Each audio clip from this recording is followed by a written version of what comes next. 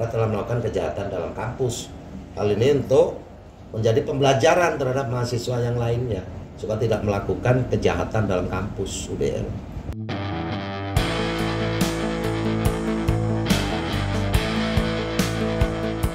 Empat mahasiswa Universitas Bandar Lampung ditetapkan sebagai tersangka atas kasus dugaan penganiayaan bersama-sama terhadap seniornya di kampus.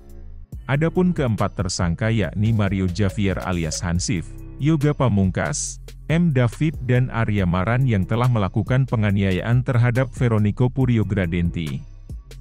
Keempat mahasiswa tersebut telah mengakui perbuatannya melakukan penganiayaan secara bersama-sama terhadap Veroniko Puryogradenti. Dari hasil pemeriksaan saksi-saksi dan olah TKP bahwa peristiwa pemukulan tersebut benar adanya. Kemudian hasil visum menyebutkan terdapat beberapa luka gumpalan darah di bawah permukaan selaput lendir mulut dan lecet kemerahan di sekitar lutut kiri akibat kekerasan tumpul. Atas hal tersebut, pihak kepolisian melakukan gelar perkara dan telah menaikkan status perkara ke penyidikan. Keempat pelaku penganiayaan telah ditetapkan sebagai tersangka dan dilakukan penahanan. Kini keempatnya dijerat dengan pasal 170 KUHP dengan ancaman pidana maksimal 5 tahun. Sebelumnya telah viral video rekaman CCTV di sosial media terkait seorang mahasiswa dianiaya sejumlah rekannya di lingkungan Universitas Bandar Lampung. Dalam video berdurasi 21 detik itu, terlihat seorang mahasiswa dipiting oleh mahasiswa lainnya dan tengah berjalan sambil dipukul serta ditendang tanpa adanya perlawanan. Peristiwa tersebut diketahui terjadi di lingkungan Universitas Bandar Lampung pada Kamis 21 September 2023 lalu. Adapun korban dalam peristiwa tersebut yakni mahasiswa Ilmu Komputer angkatan tahun 2019 inisial V dan terduga pelaku mahasiswa Teknik Sipil angkatan tahun 2022 inisial D, A, J dan Y. Pihak Universitas Bandar Lampung menyebut, peristiwa pengeroyokan sesama mahasiswa yang terjadi di lingkungan kampus murni penganiayaan. Terkait adakah sanksi dari pihak Universitas Bandar Lampung, Bambang mengatakan akan memberikan sanksi tegas dalam kasus tersebut karena sudah melanggar peraturan, telah melakukan tindak pidana di dalam lingkungan kampus. Hasil konfirmasi bahwa korbannya itu ada 2 informasinya, tapi yang melapor satu namanya Pero.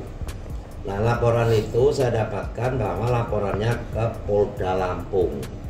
Karena ini terkait dengan penganiayaan ranahnya Polresta, maka Polda Lampung menyerahkan perkara tersebut ke Polresta Bandar Lampung.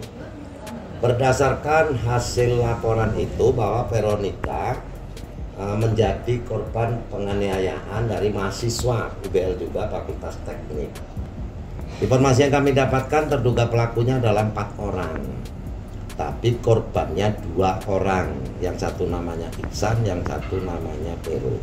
Kejadiannya TKP-nya ada di kantin kampus UBL. Mulanya di kantin, Pak ya? Ya, asal-muasalnya dari kampus setelah sholat asar.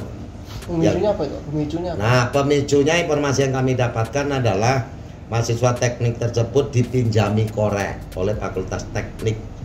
Kemudian diserahkan. Setelah mau pergi, mahasiswa Fakultas Komputer tersebut yang terduga korban tadi, Pero sama Iksan, meminta koreknya kepada si peminjam Fakultas Teknik, mahasiswa Fakultas Teknik. Dijawab tidak tahu. Ya sudah bang, kalau nggak tahu. Nah, ada kawannya yang meminjam korek tadi mengatakan kepada si terduga korban, kok kamu tengil? Dijawab oleh si korban, memang gayanya seperti ini saya bang. Nah, nggak suka mahasiswa yang Fakultas Teknik tadi, akhirnya mukul terhadap mahasiswa Fakultas Komputer. Nah, kemudian karena terjadi pemukulan, ramelah di situ untuk dilerai banyak orang, termasuk satpam yang jumlahnya lebih dari 10 orang. Yang mukul berapa orang itu, Pak? Nah, informasi sementara yang mukul 4 orang, tapi itu nanti kita serahkan ke penyelidik Polresta untuk mendalami apakah betul 4 orang atau lebih atau justru malah kurang. Kita serahkan penegakan hukum kepada Polresta Bandar Lampung. Nah, saya pastikan bahwa karena ini telah melanggar peraturan, melakukan tindak pidana dalam kampus, maka kampus akan memberikan sanksi minimal skorsing. Tapi kalau perkara ini naik sampai ke pengadilan, dan terbukti dinyatakan bersalah, maka kampus memastikan untuk diberhentikan mahasiswa tersebut karena telah melakukan kejahatan dalam kampus.